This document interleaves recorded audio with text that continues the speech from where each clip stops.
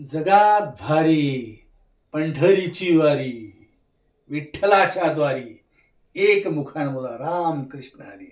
बोल विठ्ठल विठ्ठल विठ्ठल विठ्ठल विठ्ठल विठ्ठल विठ्ठल विठ्ठल विठ्ठल विठ्ठल. जय जय राम कृष्ण हरी, जय जय राम कृष्ण हरी, जय जय राम कृष्ण हरी, जय जय राम कृष्ण हरी, जय जय राम कृष्ण हरी, जय जय राम कृष्ण हरी, जय जय राम कृष्ण हरी, जय जय राम कृष्ण हरी, जय जय राम कृष्ण हरी, जय जय राम कृष्ण हरी, जय जय राम कृष्ण हरी, जय जय राम कृष्ण हरी. आजच्या कीर्तनाप्रसंगी विश्ववंदनीय तुकाराम महाराज, जगद्गुरु तुकाराम महाराज यांच्या 4 चरणाचा अभंग निवडलेला आहे. अभंग आहे. रूप पाहता लोचनी सुख झाले हो साजनी, रूप पाहता लोचनी सुख झाले हो साजनी. तो हा विठ्ठल बरवा, तो हा माधव बरवा, तो हा विठ्ठल बरवा, तो हा माधव बरवा. बहुत सुकृताची जोडी म्हणून विठ्ठल आवडी, बहुत सुकृताची जोडी म्हणून विठ्ठल आवडी, म्हणून विठ्ठल आवडी, म्हणून विठ्ठल आवडी, म्हणून विठ्ठल आवडी, म्हणून विठ्ठल आवडी. राम कृष्ण हरी, जय जय राम कृष्ण हरी, जय जय राम कृष्ण हरी, जय जय राम कृष्ण हरी, जय जय राम कृष्ण हरी. बोल विठ्ठल विठ्ठल विठ्ठल विठ्ठल विठ्ठल विठ्ठल विठ्ठल विठ्ठल.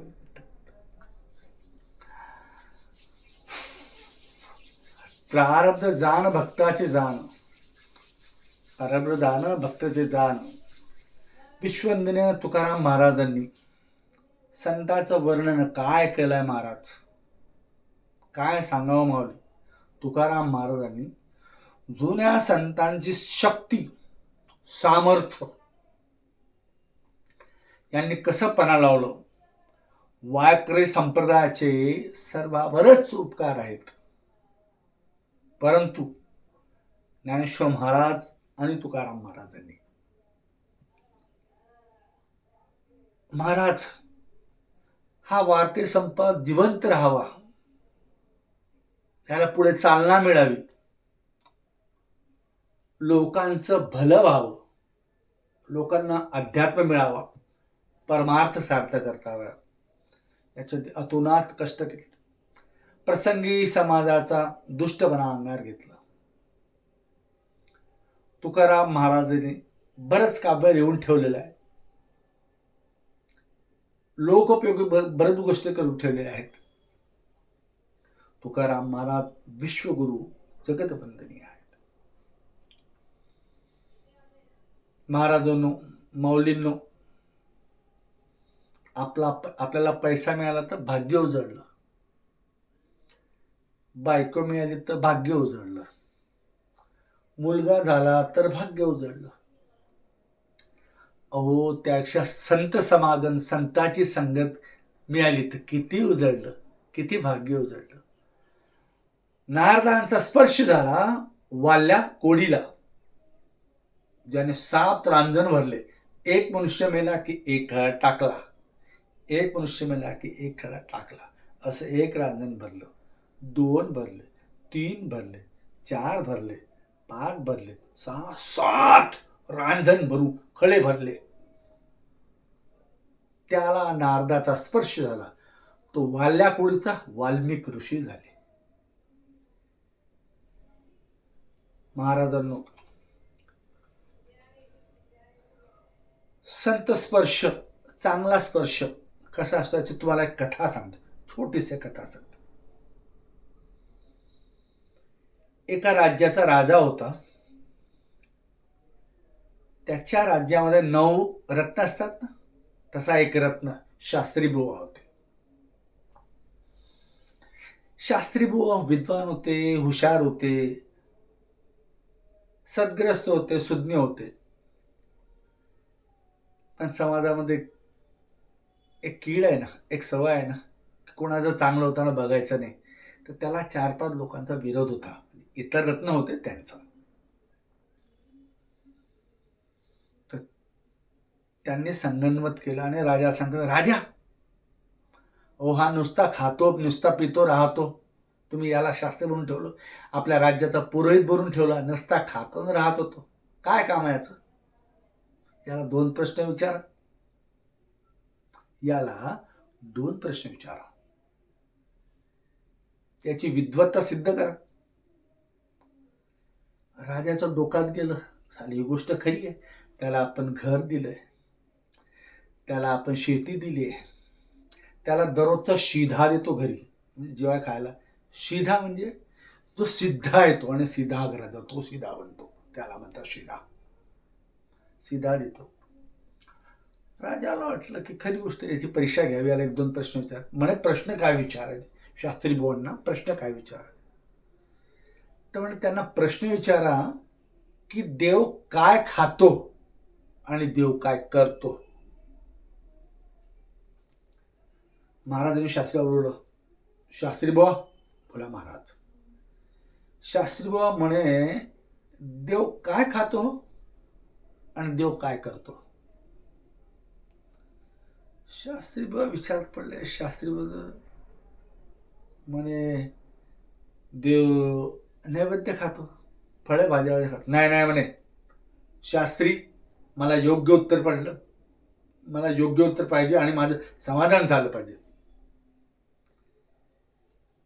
ठीक आहे म्हणे, मी दुसऱ्या दिवशी घरून पुस्तक वाचून येतो तुम्हाला उत्तर देतो. शास्त्री बाबा घरी गेले, सगळं शास्त्र उकललं, वाचलं. एखाद्याने त्यांना शास्त्रीवर समाधान झालं. अरे, भगवान रामाने शबरीचे बोरं खाल्ले होते.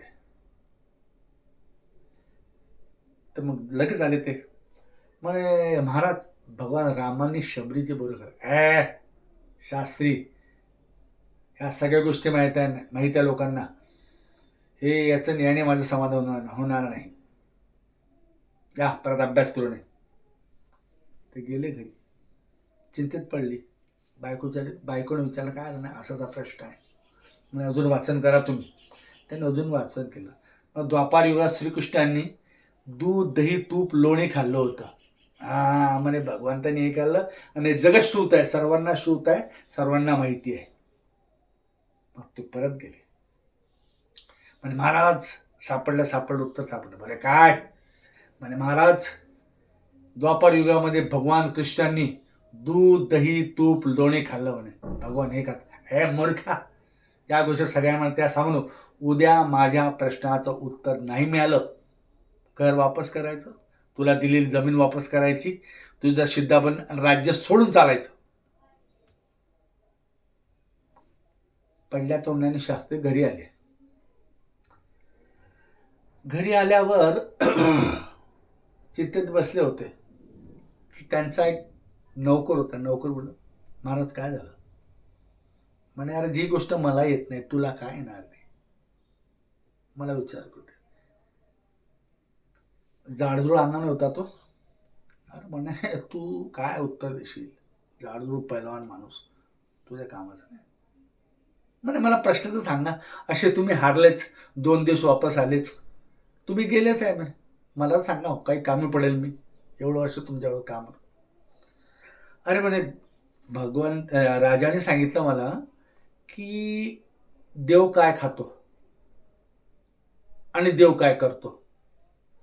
कसं उत्तर द्यावं म्हणे राजाला समाधान. तो ना बस एवढीच गोष्ट मी उत्तर देतो म्हणे त्याचं. अरे मला नाही आलं, तुला काय येणार? मी सांगतो तसं आहे का? उद्या मला राजदरबारात घेऊन चला आणि तिथे गेल्यावर चालताना बिलकुल असं ऐकत चालायचं.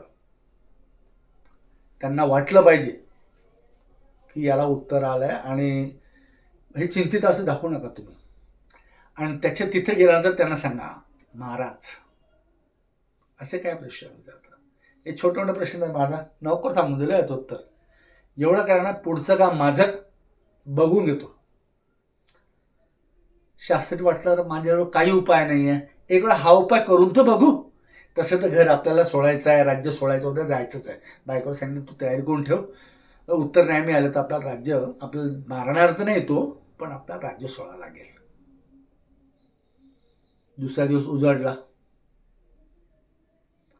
त्याने याच्याकडे बघितलं, नोकराकडे. नोकर म्हणाला मला घेऊन चाला.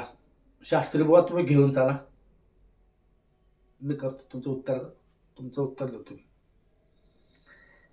जायला निघाले. राज्य जवळ झालं. राज्य दरबार जवळ झाला. दोन प्रधानांनी पाहिलं. अरे शास्त्री बुवा तर खूप ऐटीत येत आहे. टाका टाका टाका टाका. प्रश्नाचं उत्तर मिळाले की काय महाराज? महाराज ते येत आहे, येऊ द्या म्हणे. आज त्याने उत्तर जर नाही दिलं, समाधान दिलं, वापस.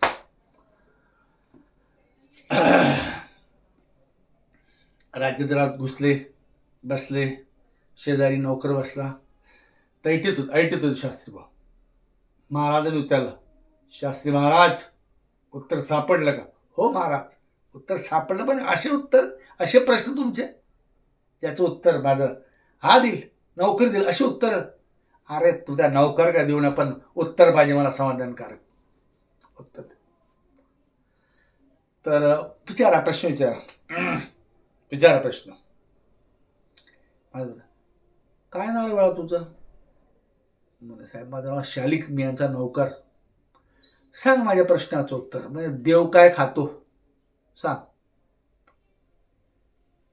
सेवकाने उत्तर, महाराज देव माणसाचा अहंकार खातो.